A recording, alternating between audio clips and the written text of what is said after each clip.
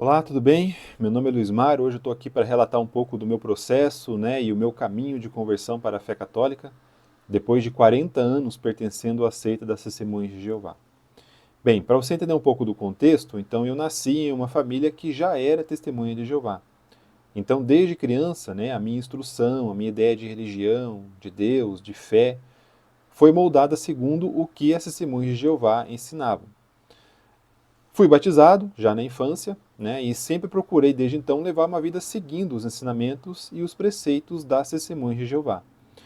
Esses ensinamentos, apesar de terem graves problemas em relação à teologia, e muita heresia, que foi algo que eu vim a descobrir depois, pelo menos teve uma coisa de positivo, que eram os ensinamentos sobre como ter uma excelente vida moral, como ter uma vida familiar feliz.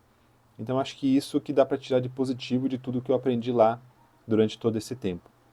E assim, eu procurei levar a minha vida, Dentro da seita eu acabei encontrando a minha esposa, a gente teve a nossa filha, Cecília, e assim a gente seguiu a nossa vida, sempre tentando cumprir aquilo que, cumprir os requisitos, que nos eram ensinados ali nas reuniões que a gente tinha ali com as Testemunhas de Jeová, procurávamos participar das atividades sempre que possível, Então a gente procurou, assim, digamos, levar uma vida de fé e dentro do que seria ali o ideal dentro das Testemunhas de Jeová. Agora, uma coisa que é típica de uma seita e que não é diferente dentro das Testemunhas de Jeová é que tem muito a questão do controle da informação. Ali dentro a gente era o tempo todo instruído a não ler, a não pesquisar, a não estudar, não ter nenhum contato com qualquer coisa que não fossem as publicações e os conteúdos que o chamado corpo governante produzia. Então, para você entender, o corpo governante é a liderança das Testemunhas de Jeová, que ficam sob o ar-condicionado lá nos Estados Unidos e que se intitulam como sendo os únicos representantes verdadeiros de Deus na Terra. Então, a gente praticamente não acessava nada que não viesse do corpo governante. A gente nem mesmo acessava outra tradução da Bíblia, para você ter uma ideia, Porque posteriormente as Testemunhas de Jeová criaram a própria tradução, que depois a gente veio a descobrir também que foi adulterada. Então eles criaram a própria tradução da Bíblia para validar alguns de seus ensinamentos. E nós tínhamos que ler e estudar somente a tradução do Novo Mundo, que é a Bíblia das Testemunhas de Jeová. Parece inacreditável, mas foi isso mesmo que aconteceu. E aí a gente acaba entrando num comodismo, A gente acaba não questionando a nossa fé, E quando a gente menos se dá conta, a gente está lá, presos no que a gente pode chamar de uma prisão perfeita. Então a gente entra, num estilo de vida somente de obediência ao que o corpo governante diz. A gente não questiona nada, porque se a gente questiona alguma coisa, você tem uma punição e você pode até mesmo ter uma expulsão de dentro da seita. A gente era proibido de procurar informações fora, que não viessem das publicações do corpo governante. Então você se fecha ali num mundo paralelo de regras, de normas, digamos assim, estabelecidas pelo corpo governante. O nosso círculo de amizades, e a nossa vida social girava somente em ter associação com os outros membros da seita, né? E a gente também, como eu falei, a gente era bombardeado de atividades, que dentro ali da seita que te preenchem praticamente o tempo todo e acabam nos colocando numa inércia. Então você só vai indo, Só vai obedecendo, só vai fazendo, só vai lendo aquilo que te mandam ler, E nessa brincadeira aí se foram 40 anos. A gente fala que é uma prisão perfeita porque, por exemplo, os ensinamentos das heresias são feitas por muita repetição, E utilizando muito de programação neurolinguística. Ou seja, toda semana é estudada ali a revista Sentinela, Que é o principal meio pelo qual o corpo governante transmite os seus ensinos. Então, toda semana, nos salões do reino, essa revista ela é estudada, Eles mandam você estudar a revista antes de ir para o salão do reino, Durante a reunião ali, você dá os comentários e repete aquilo que você estudou, você repete aquilo que a revista diz, ou seja, só com a revista você passa por uma grande lavagem cerebral sobre qualquer tipo de tema ou de assunto que o corpo governante esteja abordando. Também outra coisa que prejudica e faz uma pressão psicológica muito grande ali é a questão das ameaças constantes do fim do mundo, né? Uma coisa que depois a gente veio descobrir que é muito particular, principalmente do adventismo, né? E do mundo protestante como um todo. Essa preocupação excessiva, né, com o que vai acontecer no futuro, com o fim do mundo, né, com a situação atual das coisas. Então, lá tinha muito disso, né? Tanto é que as Testemunhas de Jeová são, né, historicamente aí, já conhecidas por também marcarem datas de fim do mundo que não aconteceu. E aí, isso realmente fica na cabeça das pessoas, né? Aquele medo de você fazer alguma coisa errada que desagrade o corpo governante e você não sobreviva ao fim do mundo, né? Que lá é chamado de Armagedon. Então, tudo isso causa uma pressão psicológica muito grande, né? Nas pessoas que estão lá dentro. Também é uma prisão perfeita porque toda dúvida que você tem em relação a qualquer coisa, né? Que é ensinado sobre a Bíblia pelo corpo governante, você tem que pesquisar nas publicações do corpo governante. Então você acaba tendo mais um reforço ali, né, daquilo que eles querem te ensinar. E como você não consegue ou não é assim, digamos, não é sugestionado que você vá pesquisar é, uma outra fonte, então você acaba sendo bombardeado de novo só com os ensinamentos do corpo governante, né, e você acaba nem questionando isso mais, né. Outra coisa que eles fazem, eles colocam, né, o estudo das publicações deles como sendo uma forma de adoração, né. Então você não tem, dentro das reuniões das Testemunhas de Jeová, um momento de adoração como a gente tem, por exemplo, durante a adoração eucarística. E aí, a partir do momento que você considera, né, que estudar lá a sentinela, estudar as publicações do corpo governante um pré-requisito, né, para a sua salvação, então, mais uma vez, você tem um reforço, né, dos ensinamentos heréticos ali do corpo governante. Dentro das reuniões, você também tem ali os cânticos de louvor, né, que se faz ali no Salão do Reino. Só que, na sua grande maioria, quando você pega a letra, né, desses cânticos, são cantos que basicamente te levam a obedecer, né, e falam para você agir de acordo com o que o corpo governante manda, né? Então você vê, é através das publicações, é através dos ensinos, é através do que eles consideram como sendo forma de adoração, né? Então é através dos cânticos que tem lá dentro, né? Então as Testemunhas de Jeová não são brincadeira, tá? É realmente hoje, depois de tudo que a gente estudou, viveu, presenciou, né, e através da própria experiência, a gente pode realmente afirmar que é uma seita de autocontrole mental mesmo, tá? Então, resumidamente, lá eles te proíbem de estudar, né, te proíbem de consultar outras fontes que não sejam as publicações que eles produzem, te proíbem de ter muitas amizades, né, e associação com quem não é testemunho de Jeová, te proíbem de casar com quem não é testemunho de Jeová, usam uma Bíblia própria que é adulterada para validar suas crenças heréticas, né? E o pior, se você descobre, né, todas essas coisas e desperta e resolve sair, aí vem uma parte bem problemática, né? Que aí eles fazem o quê? Eles fazem com que os outros membros sejam proibidos de ter contato com você, né? Ou seja, os seus ditos amigos, né, no momento que você sai daquela organização, eles nem mesmo vêm entender com você, né, o que aconteceu, o que você pensa, entender o seu ponto de vista, né? E assim também é proibido que os membros até mesmo parem de ter contato e de ter associação com quem sai. No meu caso pessoal, por exemplo, né, há 20 anos, né, que eu jogava futebol, por exemplo, com os irmãos ali da seita. Aí quando eu comuniquei que estava saindo, já me proibiram de jogar bola, né, com os meus ditos amigos, né? Então imagine, 20 anos de, de, de companhia, né, de amizade ali, jogando futebol, né, um grupo já bem antigo, e simplesmente me proibiram de continuar jogando futebol com eles. E pior, né? É, os amigos ali que jogavam bola comigo todo esse tempo nem mesmo vieram para conversar comigo, para tentar entender, né, ou para desejar boa sorte. Não, né? Simplesmente você é completamente ignorado, né? Porque é isso que eles ensinam lá dentro, que você tem que parar de ter companhia e de ter contato com quem decide sair.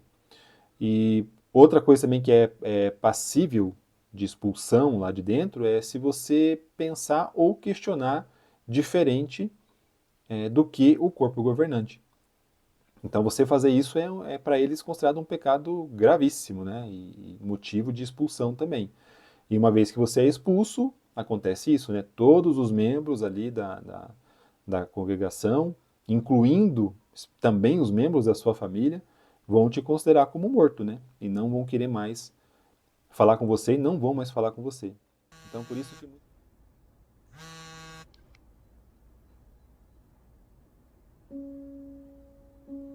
Mom's disfellowshipping still feels so raw.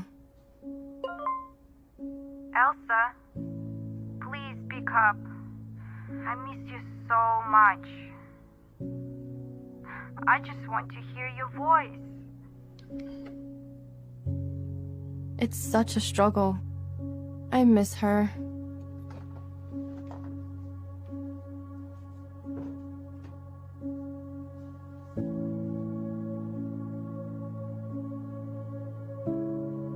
She taught me the truth, gave me a stable life. She was my closest friend.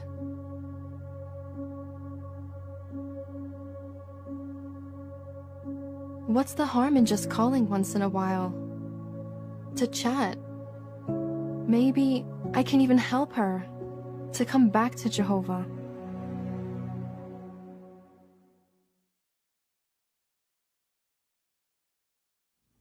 Abel was essentially a spiritual orphan, but regardless of what his parents chose, he listened to Jehovah and patiently waited on him to fulfill his promises. I never thought of it that way.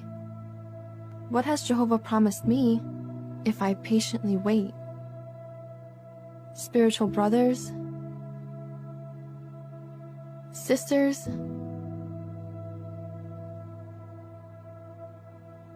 And mothers.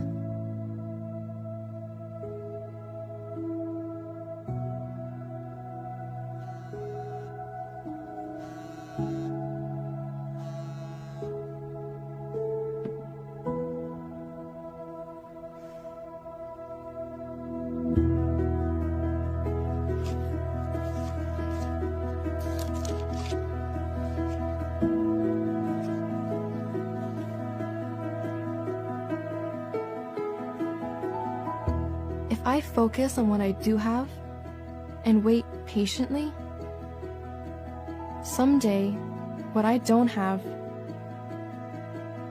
may even come back to Jehovah. falar com você.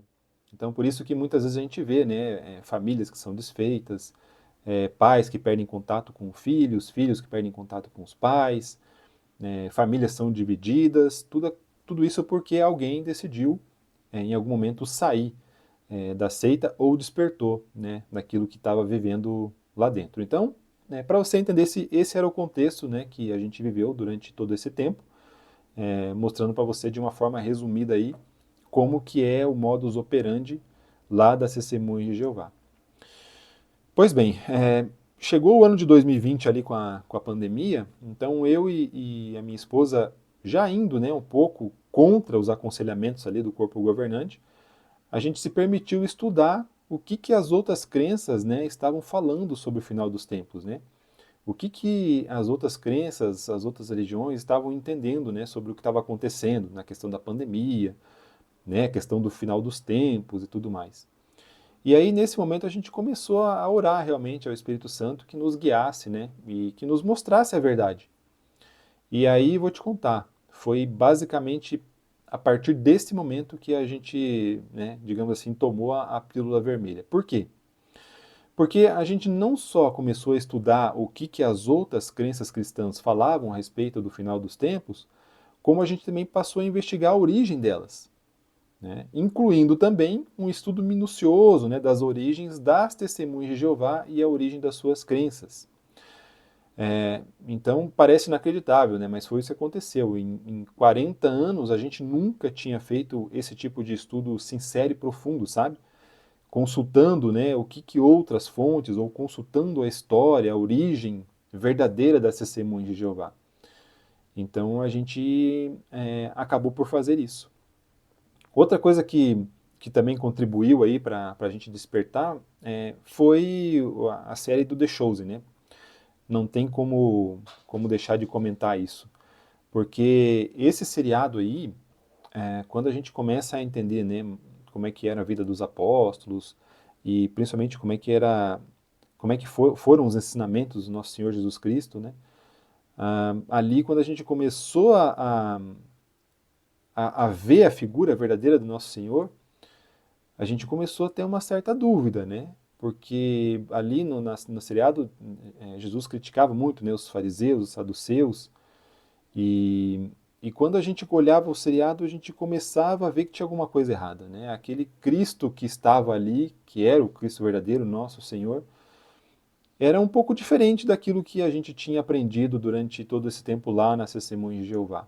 E basicamente a gente ficou com aquela dúvida, né? Puxa, tá parecendo aqui que as próprias Testemunhas de Jeová se assemelham mais aos fariseus e saduceus do que propriamente incorporar os ensinos de Jesus Cristo.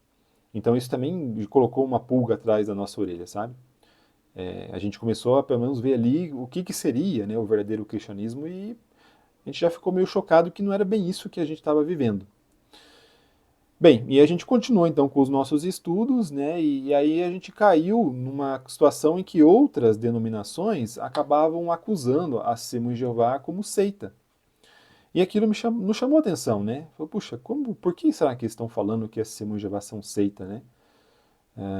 Então a gente, na nossa inocência, né, e na nossa ignorância, a gente foi pesquisar o porquê, né? E aí você já deve imaginar o que aconteceu, né?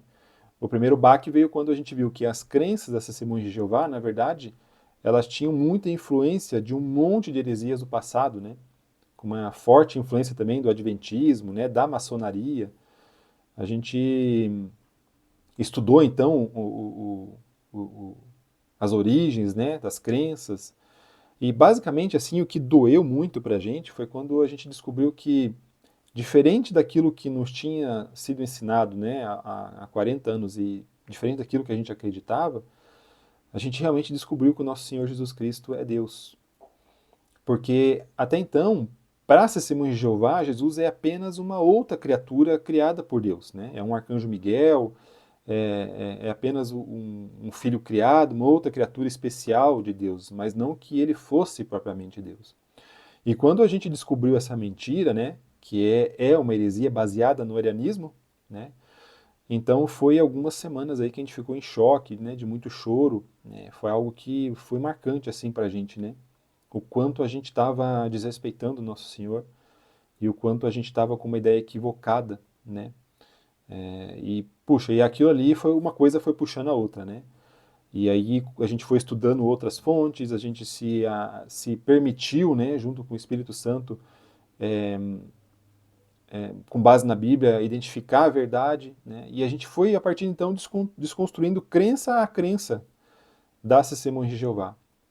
E aí foi um momento de muito choque mesmo, né? Porque, puxa, foram 40 anos, né, de coisas ensinadas. Só que a gente se permitiu, né? A gente abriu o coração, a gente se permitiu ter a humildade de pensar, puxa, realmente, parece que tudo que a gente está sendo ensinado aqui está errado. E fomos atrás da verdade, né? E as coisas foram acontecendo. Também a gente acabou descobrindo, né, outro choque, a verdadeira história e a vida do Charles Taze Russell, né, que foi o fundador das Testemunhas de Jeová, que era um cara aí fascinado por pirâmides, né? Um cara que foi um apóstata do presbiterianismo. A vida dele também toda torta, né, marcando datas de fim do mundo, né, cheio de ocultismo. Então foi bem complicado, né? A gente vê que a Testemunhas de Jeová tinham vindo, né, com essa origem, né? Depois a gente descobriu também a vida do segundo presidente, né, que é o cara que assumiu depois do Roosevelt, que foi Rutherford.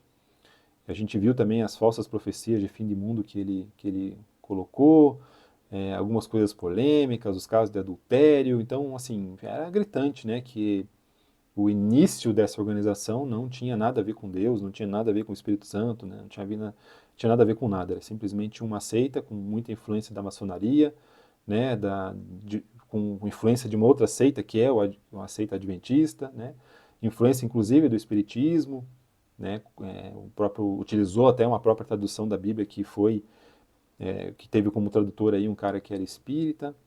Então foi terrível, né? Foi realmente um baque, um choque, né? A gente pensava assim, poxa, não é possível, né? Não é possível que isso está acontecendo. A gente queria muito que não fosse verdade, porque a gente estava muito mais cômodo, né? 40 anos no mesmo lugar, com círculo familiar, círculo social, né?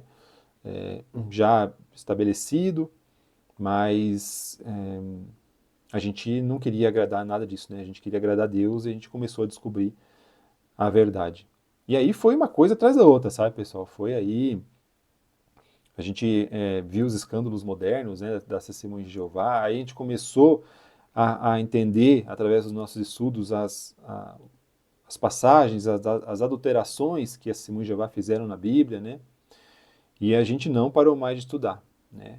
Então a gente foi estudar tudo aquilo que nos foi proibido anteriormente de estudar. A gente foi a fundo. Então foi realmente bem, bem complicado. E aí nesses estudos não teve jeito, né? A gente descobriu muito mais podres, né? Descobrimos que a Testemunha de Jeová tem acionista, vimos que tem todo um negócio lucrativo por detrás, né? Da venda dos salões do reino. Descobrimos que os fundos, né, dessa organização estavam em renda fixa financiando governos, bolsa de valores financiando empresas de armas de fogo, de tabaco, né? E por aí foi. Estudamos também os casos de encobertamento de os casos que até hoje ainda estão na justiça, os casos de abuso, né? A gente entendeu, né, através dos ensinamentos que eles têm ali dentro, de como a Testemunha de Jeová acaba sendo um lugar perfeito para quem comete crime e quer se esconder, né? Porque tem um outro ensinamento lá dentro em que as Testemunhas de Jeová eles não podem entregar as pessoas para a justiça, não podem levar o seu irmão, né, a juízo. Então, as pessoas que cometem crimes crassos ali acabam não sendo nem mesmo informados para a polícia, né? Então, bem complicado. E aí, a gente estava nessa pegada desde 2020, né?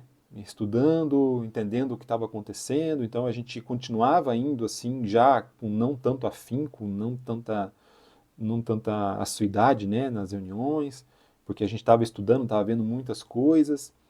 E aí chegou o ano de 2024.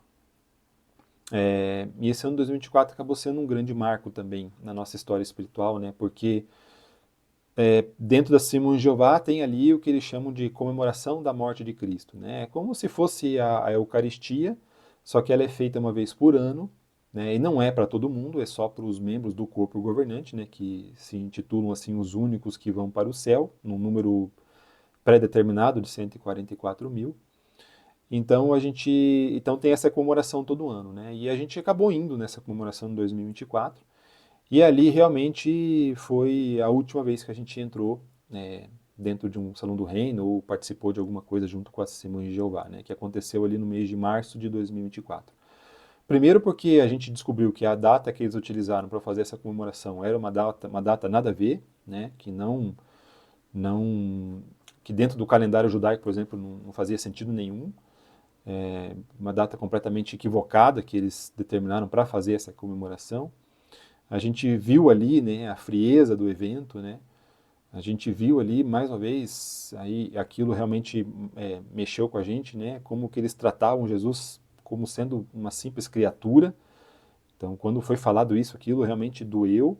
Então, acabou sendo a gota d'água, né? A gente viu que realmente ali uma falsidade, ensino falso, pessoas falsas, né? Então, e aí, somando, né, a todas as coisas que a gente já estava estudando, a gente decidiu então, não, vamos realmente fazer a nossa carta de dissociação e vamos sair dessa seita aí, porque realmente não dá mais. Aqui a gente realmente está longe do que é o cristianismo verdadeiro. E aí tivemos que nos tornar como que fosse bebê espiritual novamente, né? Foi um peso enorme. A gente teve que realmente desconsiderar tudo que foi ensinado durante 40 anos, coisas que a gente acreditava. A gente teve que colocar de lado, né? E foi assim bem complicado e bem triste, porque no momento você acha que tem a verdade, defende aquilo tudo, né? Discute com as pessoas sobre aquilo, vai na casa das pessoas para falar sobre aquilo. E na verdade mesmo é que você não tem nada, né? Na verdade mesmo é que você está ensinando coisas de homens. Né? Você foi manipulado a vida toda, né? Ensinado a acreditar em heresias, né? Que te deixavam totalmente apartado da adoração e principalmente do Deus verdadeiro, que é o pior, né? Então, até para vocês terem uma ideia, a gente não chegou nem a ser batizado, né?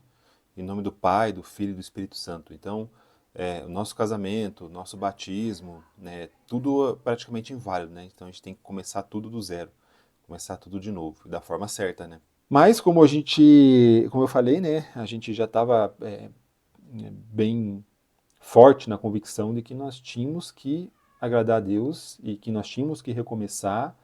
E quando você tem essa determinação, recomeçar não vai ser um problema, né? O que é uma pena, porque a gente vê que muitas vezes a pessoa que acaba despertando ali na Testemunha de Jeová, ela acaba ficando desigrejada, né? Ou então ela cria a própria religião pessoal dela, né?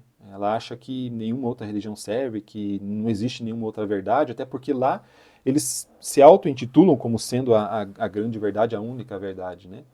Lá eles colocam todas as outras crenças, todas as outras religiões como sendo uma coisa do mal, uma coisa do iníquo, né? E aí a pessoa quando sai, se a pessoa não tem essa mentalidade, não, vou estudar e vou encontrar a verdade, deve existir uma verdade, ela acaba deixando de lado, né? Fica desigrejada, ela acha que não precisa de uma religião mais para chegar a Deus, ela acha que todas as outras não prestam. Né? Então, é bem preocupante, né? Porque as Simões de Jeová, elas não só ferram a tua vida espiritual quando você está lá, como também acaba prejudicando quando você sai, né? Pelas pessoas acabam tendo esse tipo de comportamento.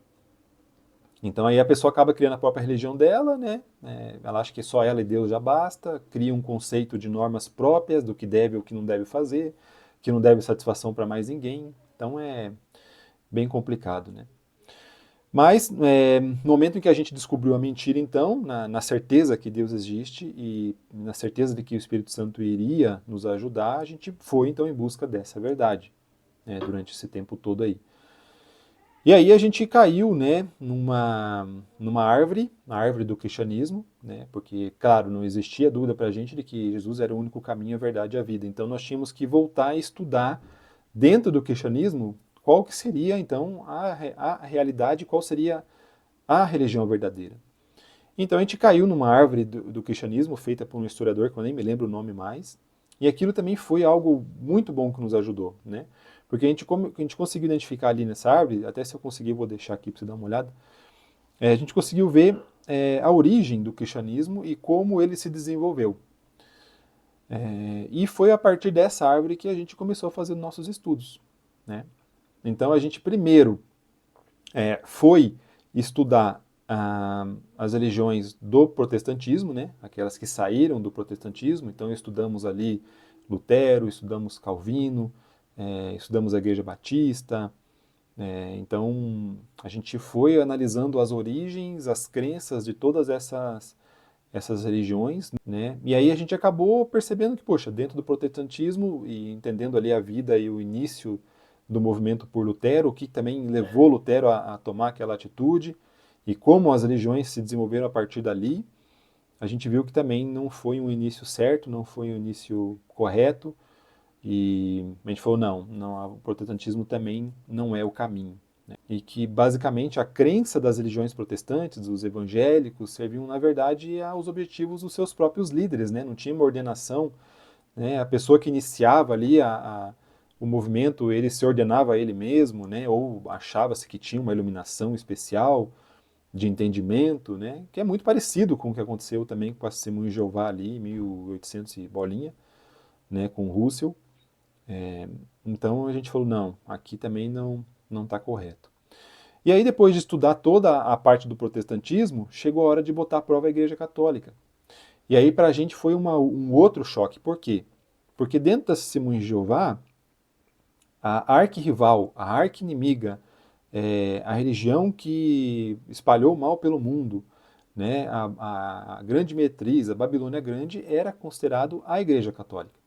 Então, para as TJ, a Igreja Católica, sim, era, né, impossível você participar de qualquer coisa que a Igreja Católica tivesse envolvimento. Tanto é que quando a gente saiu da Testemunha de Jeová e começou a estudar, a Igreja Católica a gente nem considerava, né? A gente foi direto para o protestantismo porque a gente, com o que nos foi ensinado, a gente fala, não, a Igreja Católica não pode ser, né? Esse, infelizmente, era o nosso pensamento. Só que isso mudou. Para você ter uma ideia como isso foi difícil, né? A gente não entrava nem em igreja, para você ter uma ideia, né? A gente era ensinado a, por exemplo, se tivesse um amigo que fosse casar na igreja, a gente não podia nem entrar na igreja. Então, só para você ter uma ideia de como era, assim, essa questão, né? Como é essa questão da Testemunha de Jeová e como era para nós. Então, para nós começar a estudar as crenças, as origens e a história da igreja, realmente foi algo muito desafiador. Mas a gente foi, né, com fé no Espírito Santo e fomos estudar. E aí, o que aconteceu? A gente acabou caindo na Didaquê, né? A gente acabou caindo na patrística, nos padres da igreja, né? Em Santo Inácio de Antioquia, Eusébio de Cesareia. A gente começou a estudar a vida dos primeiros cristãos, né? A gente entendeu a questão da sucessão apostólica. Então, aquilo foi como se tivesse tirado um véu da nossa vista, né? Então, a gente começou a entender que a Igreja Católica, ela sempre foi católica a partir dos apóstolos. A gente foi entender que as coisas que se tem hoje na Igreja Católica, a tradição, o magistério, a sucessão apostólica, né? Tudo isso advém lá dos primeiros cristãos, né? Praticamente os mesmos costumes, os mesmos ensinamentos, a mesma forma de adorar a Deus. Então, aquilo para a gente foi virou a chave, né? Falou, opa, né? Aqui tá com cara de ser a verdade, né?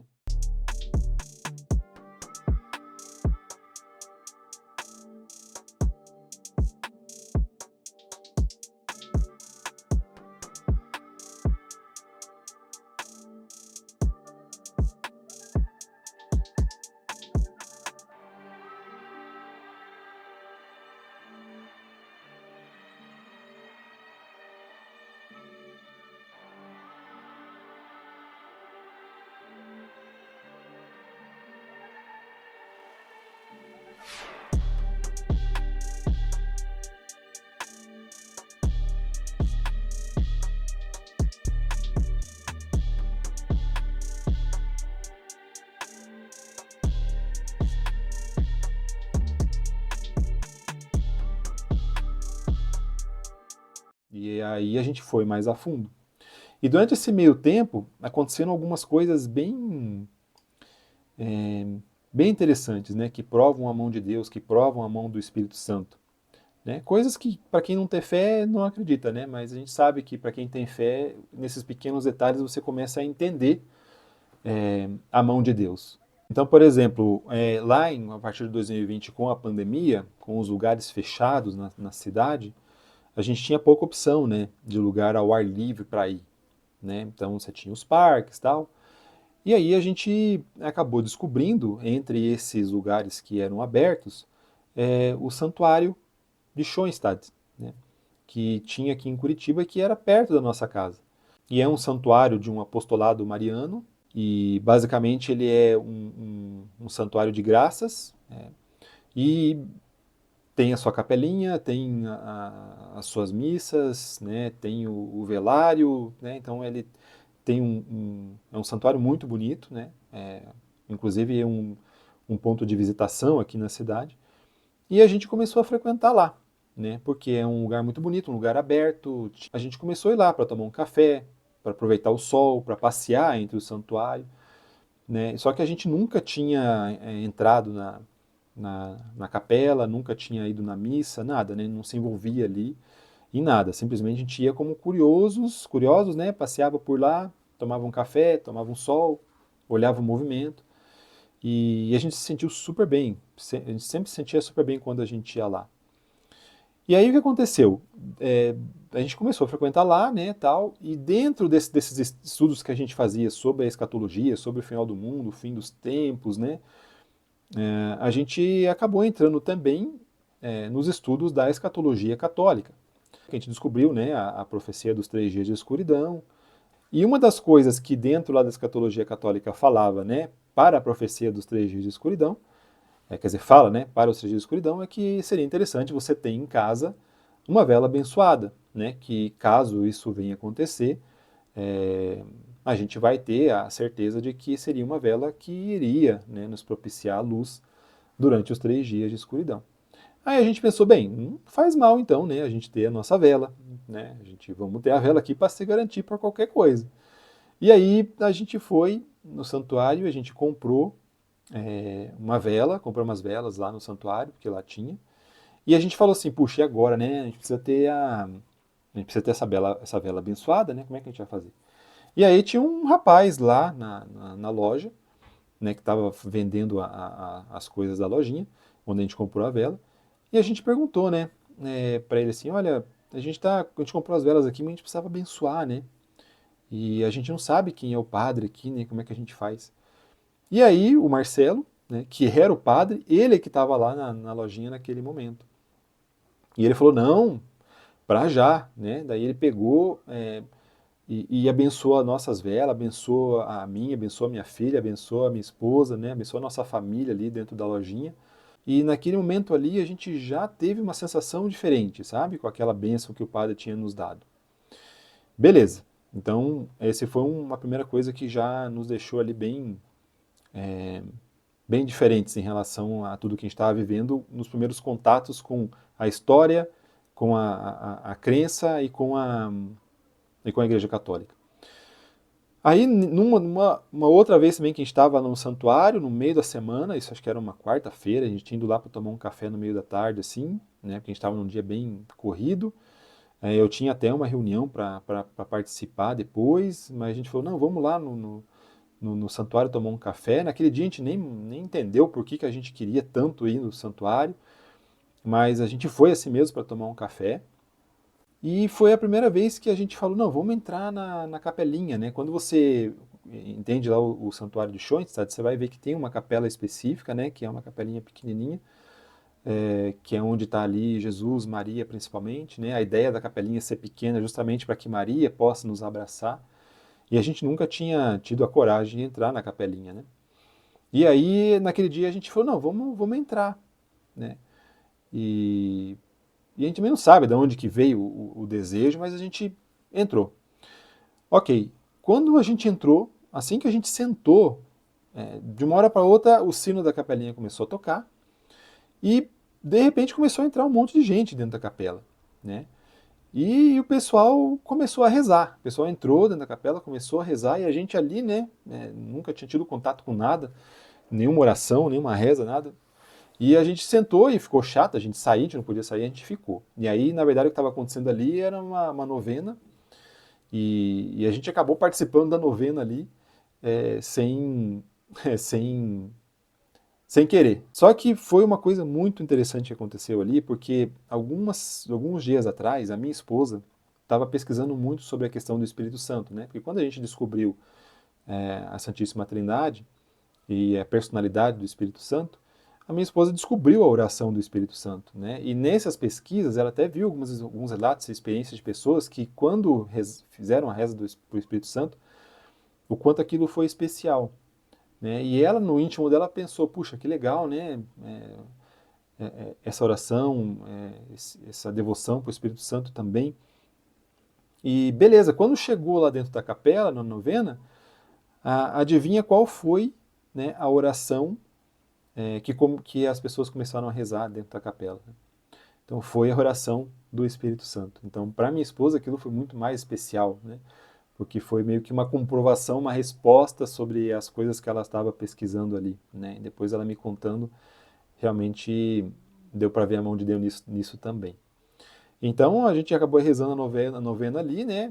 Foi bem rapidinho, até porque eu tinha um compromisso, mas também já foi uma outra experiência que desmistificou um pouco tudo aquilo de errado que nos era ensinado, e foi algo muito especial. E aí também, com nossos estudos que a gente começou a fazer, a gente se dividiu muito, né? Então, como tinha muita coisa para aprender e entender, então a Sheila ficou com uma parte dos estudos sobre a igreja, eu fiquei com uma outra parte, né? E eu fiquei com o estudo em relação a Maria. Porque dentro da Testemunha de Jeová, a Maria simplesmente foi mais uma, né? Maria é considerada só uma serva de Deus e só. Chega até a heresia, né, de considerar Maria como sendo só uma barriga de aluguel, para você ter uma ideia. Então, eu fiquei com essa parte de estudar sobre Maria. E aí, eu também acabei tendo uma experiência especial, né, em relação a isso, né, uma experiência pessoal com Maria. Porque quando eu comecei a estudar sobre ela, sobre os dogmas marianos, entender, né, a importância que Nossa Senhora tem para a igreja, Nossa Senhora teve no, nos desígnios de Deus para a humanidade, ela começou a me perseguir. Né? Então, onde eu ia, tinha alguma coisa que me falava dela. Eu ia assistir um vídeo do YouTube, estava lá, né, a imagem da Nossa Senhora. Ia assistir uma outra coisa que nada a ver, estava lá a imagem da Nossa Senhora. Eu ia, às vezes, para o trabalho, com o rádio ligado, de repente, alguma coisa, alguma notícia, algum entrevistador falava da Nossa Senhora. A gente foi para o cinema, aí na saída do cinema estava lá uma propaganda, né, que ia lançar no cinema o filme da Nossa Senhora de Guadalupe. Então, assim, a Nossa Senhora começou a me perseguir. E aí foi realmente incrível a descoberta, né?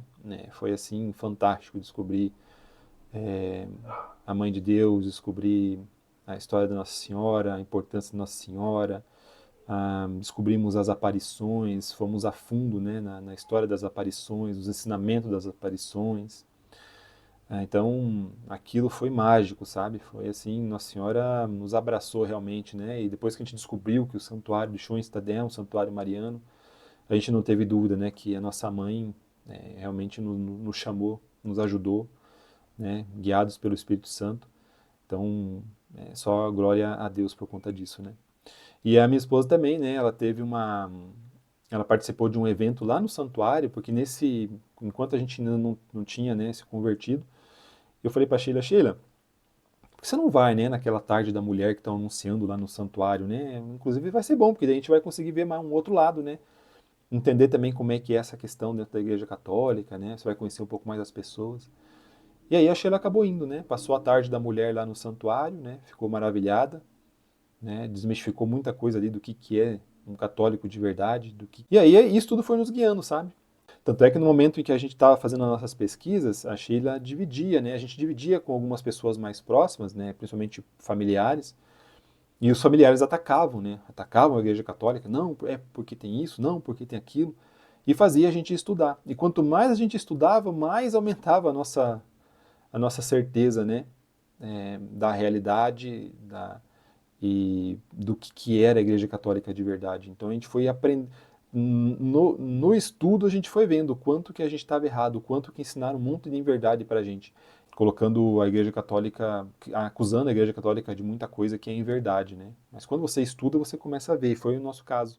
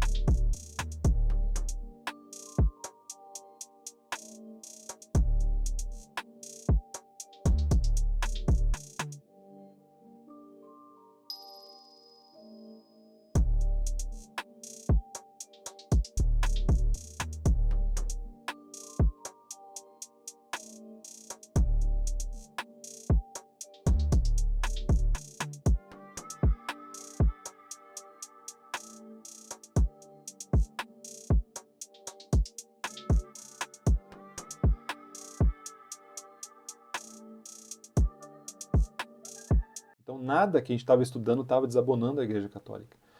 E isso aí foi nos dando a certeza, né, de que a Igreja Católica seria a religião verdadeira. Mas enfim, aí o que aconteceu, né? A gente, depois de todo esse tempo de estudo, de questionamento, né, de, de provação, a gente acabou não tendo mais dúvida, né? A nossa busca tinha acabado, chegou um momento que a gente falou, não temos mais dúvidas. Realmente a Igreja Católica é a igreja do nosso Senhor Jesus Cristo, a igreja que os apóstolos defenderam e que mantém a tradição, o magistério até os dias de hoje. Então a nossa busca realmente acabou, né? A gente tinha ficado assim maravilhado com todo o nosso caminho. E aí, depois de 3 anos, a gente realmente chegou a essa conclusão, né? Da fé verdadeira da nossa Santa Igreja, né? Então, fica bem claro, e eu quero deixar bem claro isso, que a gente não mudou ou saiu da Testemunha de Jeová, né, para a gente poder fazer o que a gente quiser, para a gente não ter mais que dar satisfação para a corpo governante, não. A gente saiu, né, para a gente buscar a santidade, a gente queria a adoração correta, e finalmente a gente encontrou isso na Igreja Católica. E aí teve o primeiro desafio, né, que era participar da primeira missa, que a gente não tinha ido na missa ainda. Então, em toda a parte teórica, a gente já estava convencido. Foi aí que a gente decidiu, então, que nós devíamos ir à missa para entender de uma vez por todas o que se passava ali. E aí a gente se programou, e no mês de abril desse ano, de 2024, a gente foi na primeira missa, já com a certeza de que a Igreja Católica era a igreja verdadeira. Agora imagine a gente, né, que com 40 anos não podia nem pisar numa igreja, de repente a gente estava indo na missa sozinhos, né? A gente teve assim uma orientadora espiritual, a Luciana, que foi fantástica, que foi uma pessoa que a Sheila fez amizade lá na Tarde da Mulher, no santuário, e a Luciana foi nos dando assim alguns conselhos do que a gente deveria fazer na missa, como que seria. Então a gente, quando a gente foi na missa pela primeira vez, a gente estava cru, mas a gente teve assim um embasamento, né, do que iria acontecer, como é que a gente deveria se portar, o que fazer. Então imagine, né? E aí, vou te falar, foi uma sensação, uma coisa maravilhosa, né? A gente chorou muito naquela missa, até hoje a gente chora, né? E até hoje estou tentando entender quando que isso acaba, né? Quando que a gente acaba de chorar na missa, porque tá louco, né? A gente fica num estado de agradecimento, né? E de remorso muito grande. E na missa foi uma sensação maravilhosa, né? A gente já foi entendendo o que está se passando, o que acontece ali, né? E mais maravilhoso, né? A gente chegou assim, acabou a missa, a gente olhou um pro outro assim e falou, realmente é um absurdo, né? E a partir daí, então, a gente começou a nossa vida espiritual de vez, né? Dentro da Igreja Católica. A gente começou o nosso catecumenato, né? Nossa catequese. A gente está aí na corrida pelo batismo, né? Se Deus quiser e permitir, agora no começo do ano que vem a gente vai conseguir já ter o nosso primeiro sacramento, o batismo, fazer o crisma, né? Fazer o nosso casamento também, validar o casamento, enfim, fazer as coisas como tem que ser, né? A Cecília hoje já está junto com as apóstolas ausentes de Maria, que é um movimento também dentro do santuário, dentro do universo do Schoenstatt. E aí não acabou mais, né? Para nós está sendo assim uma bênção, um milagre basicamente, né?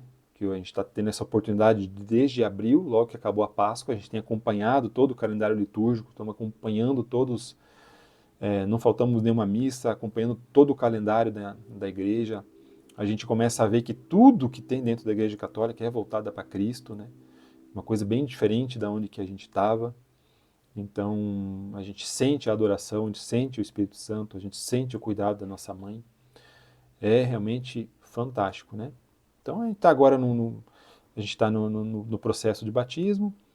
Em particular, em casa, a gente está estudando o catecismo da Igreja Católica, o catecismo amarelo, né? Compramos o nosso devocionário para entender toda a questão das orações.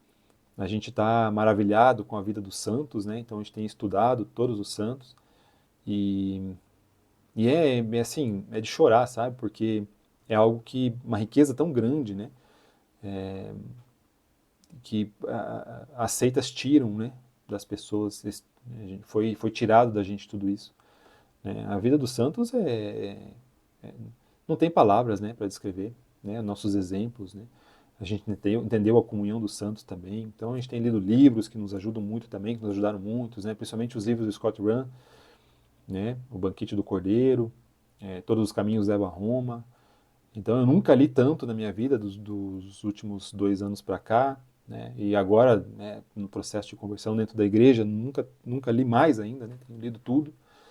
E cada vez que lê, a gente se apaixona mais, né? É impressionante a história, né? O papel que a igreja teve na história, o papel que a igreja teve em construir a civilização ocidental, né? Então, realmente, meus irmãos, a gente descobriu a adoração de verdade e a gente glorifica a Deus o tempo todo por conta disso, agradece a nossa mãe o tempo todo por conta disso, né? Glorificamos o Espírito Santo que nos guiou. Realmente é um milagre, né? Só isso que eu tenho para dizer. E só que assim, né, pessoal, os ataques continuam, né, os ataques da família, hoje a gente sofre, por exemplo, com o ostracismo, né, a minha família em si não tem tanto disso, né, já não consideram assim tanto a Testemunha de Jeová com tanta verdade assim, mas pela família da minha esposa a gente sofre ainda isso, né, a gente ora muito pelos familiares, mas as familiares da minha esposa praticamente não falam mais com ela, né, a gente já não é mais convidado para nada, os ditos amigos que nós tínhamos, todos, né, deixaram de nos seguir, deixaram de falar com a gente, é como se a gente realmente tivesse morrido para todos eles, né? Então, a gente escutou muita coisa também, sabe? Mensagem de pessoas dizendo que a gente era apóstata, né? Que a gente ia se arrepender, que a gente era ingrato, chamaram a gente de louco. Então, tudo que você possa imaginar acabou acontecendo, mas não tem problema, né? Tudo isso que aconteceu, a gente colocou nosso sacrifício, né, nas mãos do nosso Senhor, né, então oferecemos, né, esse sacrifício ao nosso Senhor, né, então, mas assim, nada que tenha acontecido ou que já aconteceu foi capaz de tirar a nossa alegria.